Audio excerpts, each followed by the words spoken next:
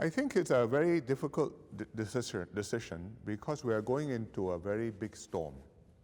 And you want to have the strongest team and the strongest mandate and the longest runway in order that Singapore can have the best leadership to see it through this storm.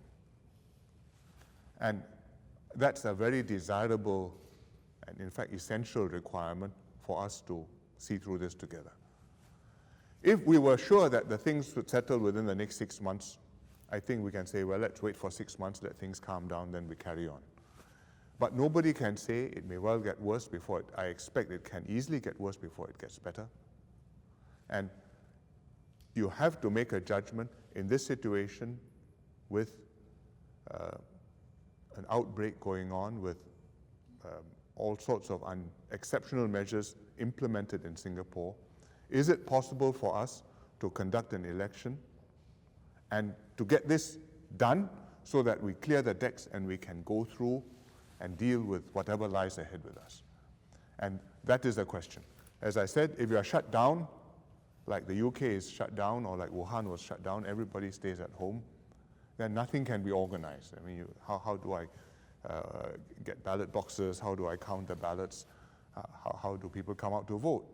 It can't be done. But short of that situation, even when you have restrictions and some safe distancing measures, life still goes on. People are working, people can travel, people can conduct a poll, and countries have been conducting elections. Israel did one recently.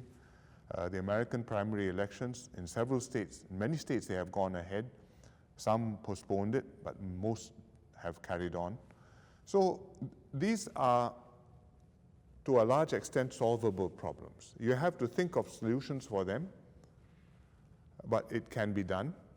And I think that we have to weigh conducting an election under abnormal circumstances against going into a storm